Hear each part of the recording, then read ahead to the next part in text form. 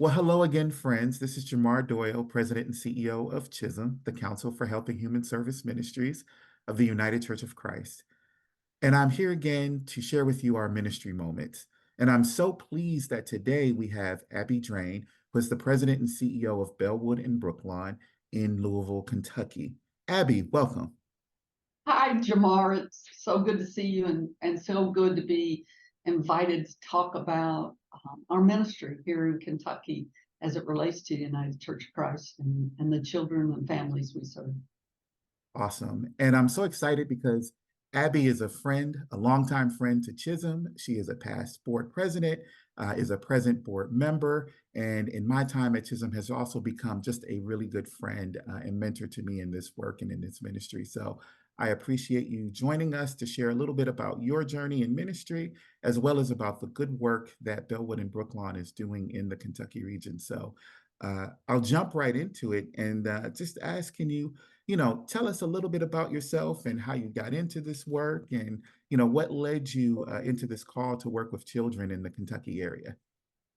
Oh, what a great question, and I do like to answer that. I spent a majority of my time in the field of behavioral health as a finance person. And that gift of finance brought me into being the CEO of Bellewood and Brooklawn about 10 years ago. That's how I was connected with them. But what little did that board know and the community know that I was actually a child that came from a pretty broken home and ended up in an orphanage in California when I was 5 with my brothers and sisters. We were 4 of us were quickly moved out of that orphanage and brought to Kentucky, Indiana to live with our grandparents. And my grandmother died about 10 months later. And then I proceeded to live in about 14 different places, all family, extended family, family of family. And not every one of those places was a safe place for a child. Kind of split up from my family members. So, I kind of pushed that behind me and worked to achieve something in life. And not that I didn't have a couple rocky pathways along the way, but found myself knowing accounting really well. So when I came to be the CEO of Bellewood and Brooklawn, and it was about my ministry, about my faith walk, about the mission that I thought was there for me, my purpose in life, to bring that business background and that trauma background together with my faith background and try to help Bellewood and Brooklawn become the best it can be and serve children uh, with a whole heart and faith. So that's kind of how I got there, and now I'm nearing the end of my work life. So to get back and give back to my family and my grandchildren and my children. So I'm looking forward to that. Amen. And, first, thank you for sharing your story and your testimony about how that is a part of your journey to going into this ministry and, utilizing the experiences that God brought you through to then motivate you in terms of your ministry to help other children through your work at Bellewood and Brooklawn. So thank you just for sharing that personal story and testimony that no matter where maybe you start and the challenges you face, with God, sky's the limit. And not only uh, is there healing for self, but then that healing can be a beacon of light for others that may be experiencing the same type of trauma. So thank you for that. And You're it welcome. You're it welcome. it makes me think too, and I was looking through the website that Bellewood and Brooklawn has been around for 170 years, and it really through the merger of two organizations has really been serving the most vulnerable children in the Kentucky area, as you mentioned. Can you just talk about that mission, talk about that history, that connection to the United Church of Christ, and then sort of where Bellewood and Brooklawn is today? Yeah.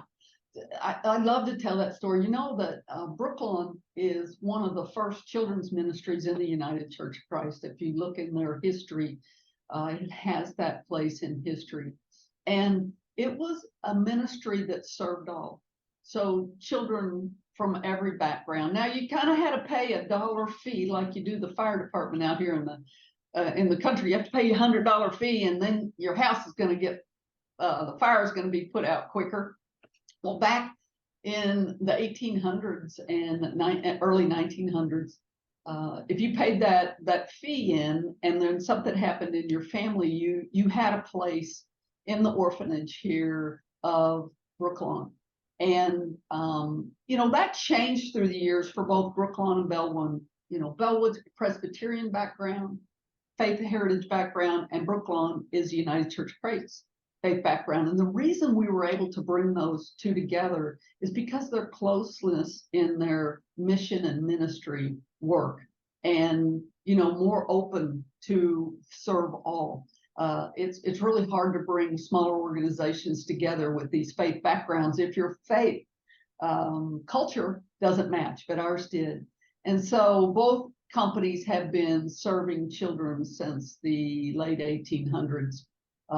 And we serve now children from all over the state, from all faith backgrounds, and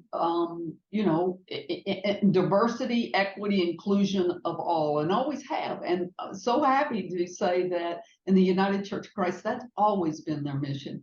And we find that children from across the state and here locally in Louisville are living just very traumatic lives.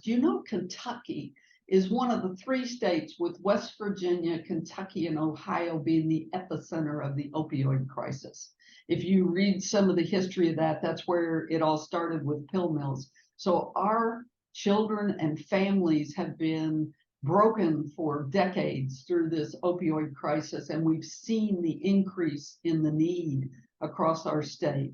And we are also the largest residential facility in the state of Kentucky, with over 150 beds available for children. We also serve children in our foster care area and help them get out of residential quicker and move to a more home-based service, because we think that is more the mission of the work that we do, that you are served in a home. So we take those broken children, bring them here, wrap them around with our United Church of Christ and our Presbyterian faith-based ministries, the community, and our staff and our board, and try to bring some life and love back to their lives, along with the deep treatment, psychiatric and clinical work that goes on every day that they're with us. So that is much needed service. There is not going to be any slowdown in that anytime soon. And we just keep rebuilding and trying to find services that will meet the needs of these kids that have been traumatized through their lives. And you touched on towards the end of describing the work that you do, the need for mental health services in this work.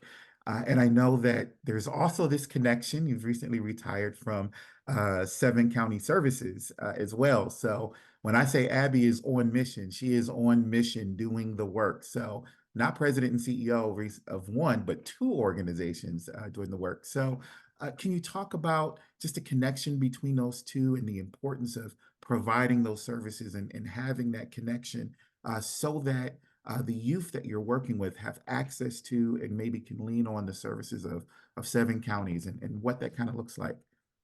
Yeah, thank you, Jamara.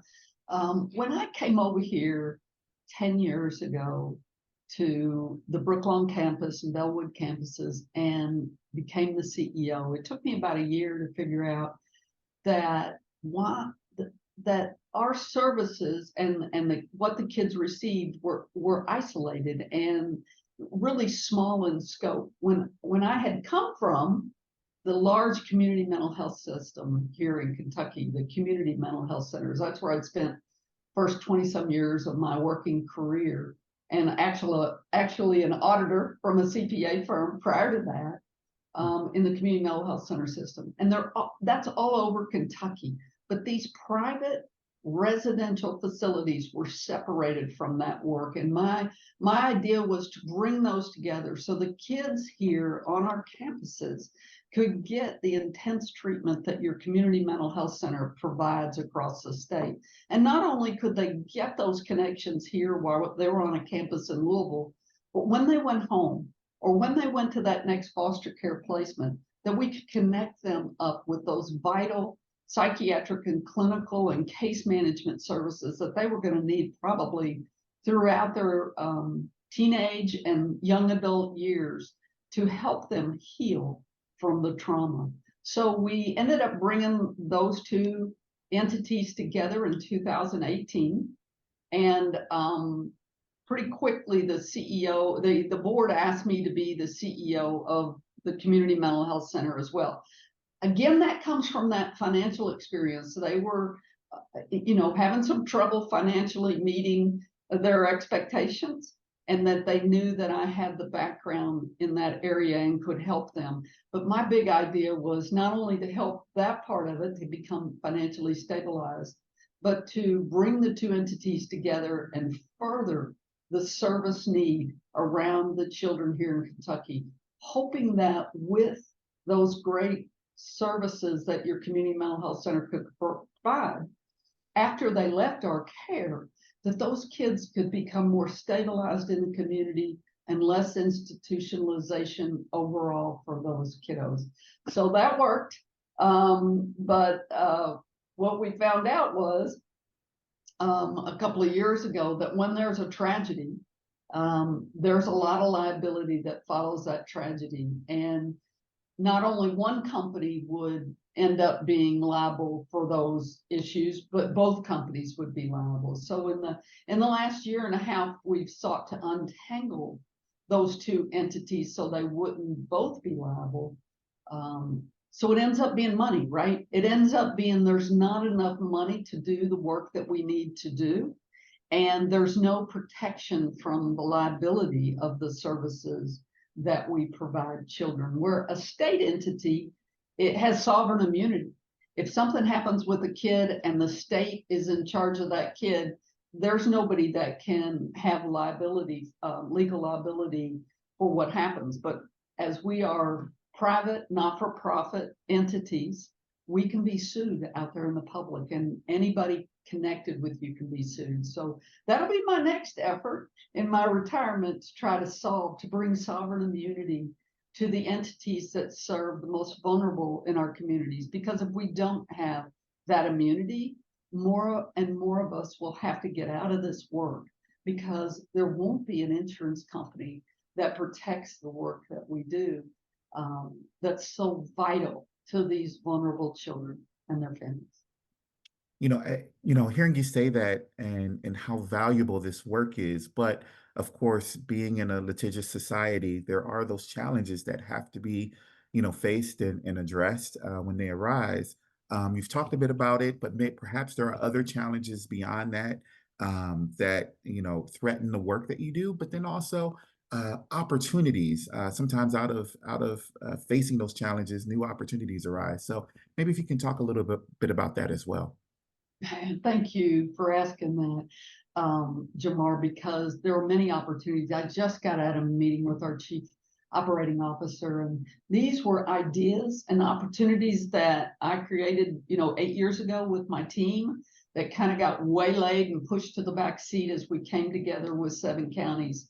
But children that leave care at 18, so many of those young adults choose to go and try to do this life all by themselves.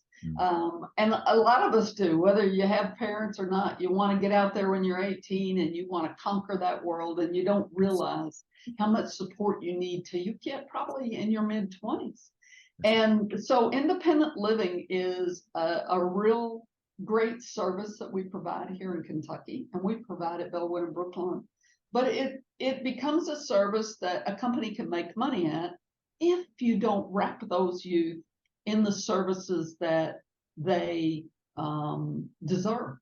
And that means to help them finish up that high school degree, which most of them have not finished, to help them get on their feet with independent living skills, and maybe get ready for a college or a real working career, and help them by supporting them in in your home or in a ministry, by staying connected with them. So we've developed what's called Avenues for Success. And this is supported by additional funding from the state that helps us put case management care around those youth, to put them in an environment that really supports them every day, not just once a week, that helps them stay connected in the community with education and jobs.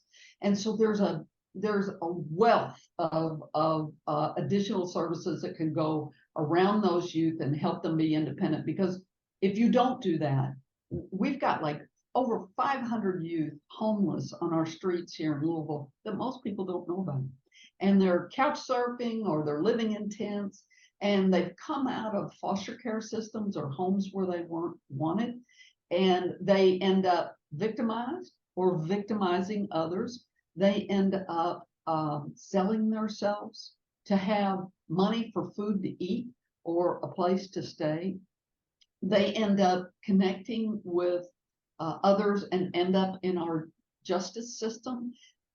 And a lot of them end up producing 2 or 3 more children that end up in care. And we need to stop that flow into our homeless population and our jails. 1 in 4 individuals that are in jail today across the nation come from the foster care system. And it's up to us to try to stop that.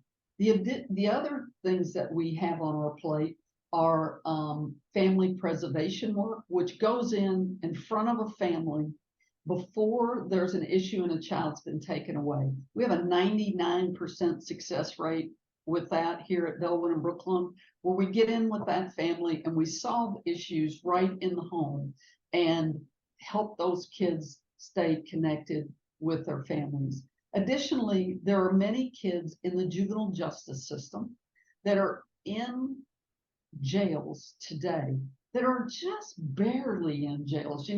Probably a lot of people, if they've ever had a drink and drove in their car when they were young, probably could have been in this juvenile justice system today. But they really don't have a history that would really cause them to be in this maximum security jail system. So Bellewood and Brooklawn's thought about that. What about those kids that are just barely on the other side, that don't need to be in that jail system? Could we provide some services to them today?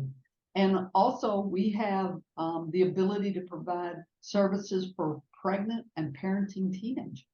So that's another area of care that we want to be involved with and help those young people get on those feet, those moms in this case, because we don't find that there are a majority of dads in this case that are young teenagers that end up caring for these babies and a pregnancy that might end up on the street. So there are lots of possibilities of expansion and what I call diversity of the work that we do. When you talk about diversity, we hear a lot about those words today, but I'm also used to, stock diversity. So if you have a stock portfolio in your retirement plan and you want to diversify it so that you aren't subject to, if the stock market goes down in a certain area, your whole portfolio goes.